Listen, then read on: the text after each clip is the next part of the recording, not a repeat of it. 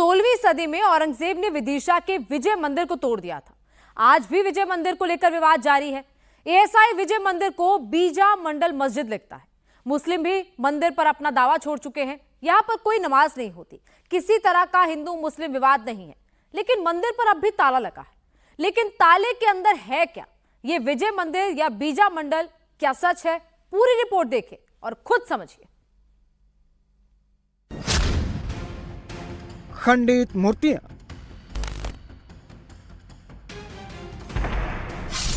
खंडित शिवलिंग, देवी देवताओं का सिंहासन,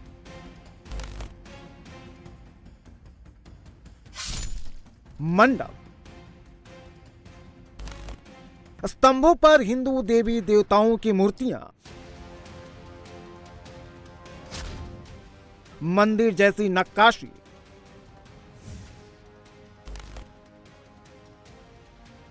तारबंदी के बाहर भी खंडित शिवजी की मूर्ति,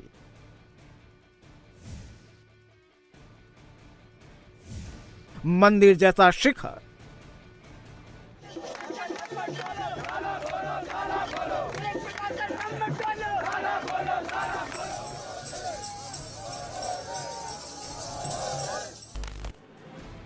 बीजा मंडल को खंड खंड कर दिया गया है, लेकिन सदियों बाद आज भी इसका कोना कोना बता रहा है कि यहां क्या था और क्या है।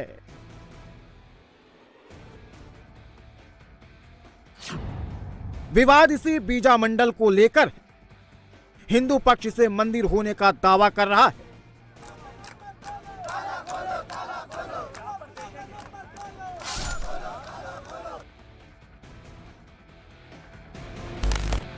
लेकिन एएसआई यानी भारतीय पुरातत्व विभाग आज भी इसे मस्जिद बताकर ताला लगाए हुए है।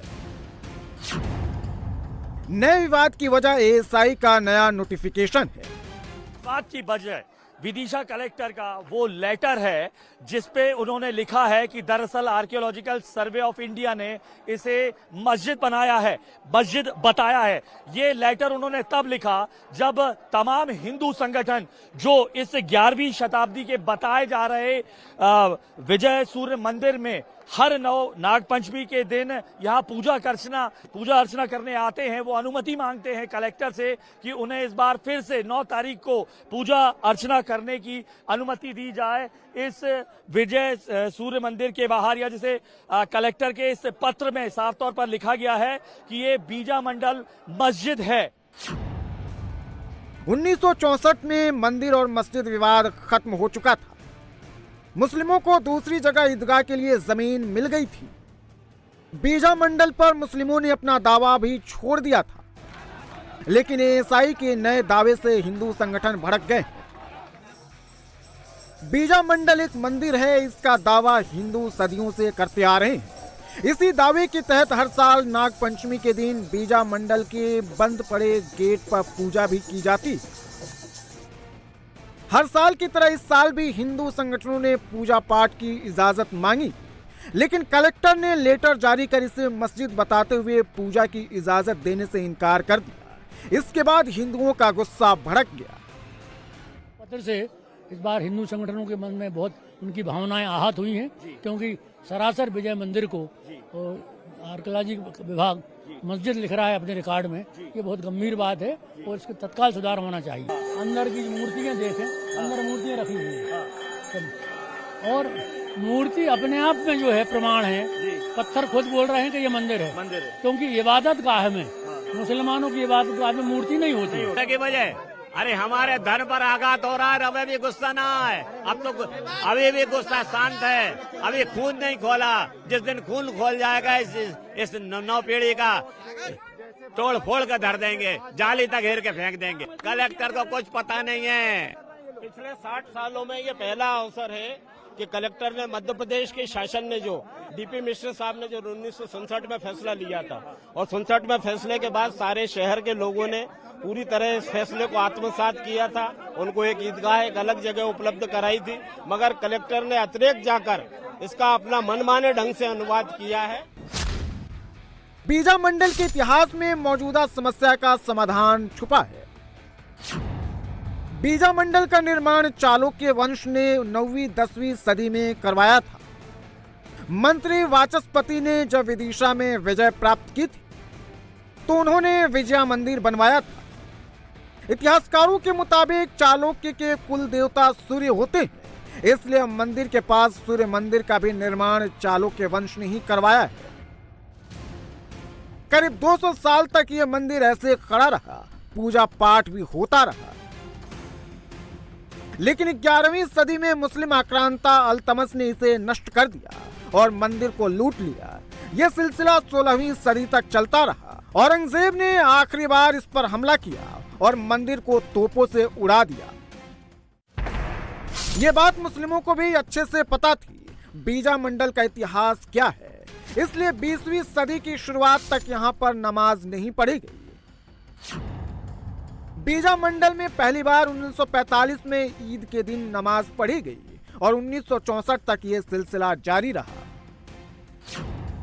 1945 में बीजा मंडल में इसलिए नमाज पढ़ी गई क्योंकि मुस्लिमों की ईदगाह नदी के दूसरे तरफ था और बाढ़ के कारण पूरा इलाका डूब गया था, जिसके बाद तत्कालीन अंग्रेज शासक के अधिकारी ने बीजा मंडल में नमाज पढ़ने की अनुमति दी थी। उस वक्त भी हिंदुओं ने इसका विरोध किया था। लोग हैं वो मानते हैं कि दरअसल ये पुरातन 9वीं से 11वीं शताब्दी के बीच में बना हुआ मंदिर है।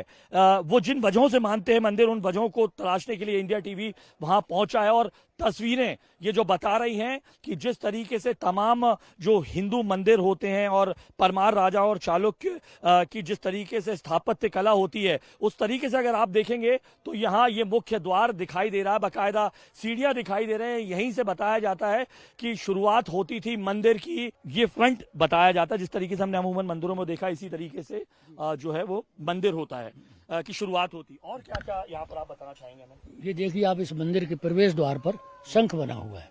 जी, ये शंख बना हुआ है दोनों तरफ। जी जी जी जी। साथ ये दिखाई दे रही यक्ष यक्षिणी की मूर्तियां या अप्सराओं की मूर्तियां देखकर प्रतीत जरूर हो रहा होगा आप लोगों को कि ये किसी मंदिर का दृश्य। दरअसल विवाद यहीं से शुरू होता है कि ये जो मूर्तियां हैं जिस जगह से निकली हैं, क्या वो बीजा मंडल का मंदिर है, विजया देवी का मंदिर है जो 9वीं शताब्दी में चालुक्य राजाओं ने बनवाया था या 11वीं शताब्दी में परमार कालीन राजाओं ने बनाया था। तमाम जो यहाँ पर आपको मूर्तियां इंडिया टीवी दिखा रहा है, उसको देखकर साफ तौर पर ये प्रतीत होता है, हिंदू संगठन जो है वो मानकर चलते हैं कि दरअसल ये एक मंदिर था।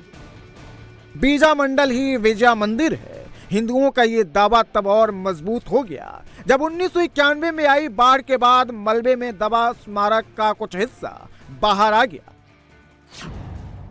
इसके बाद हिंदू संगठनों की मांग पर 1991 में खुदाई की गई, तब जाकर बीजा मंडल का पूरा चबूतरा बाहर निकला। खुदाई में ही हिंदू देवी देवताओं की सैकड़ों मूर्तियां भी मिली, जिसे पास में ही संग्रहालय बनाकर संरक्षित रखा गया है।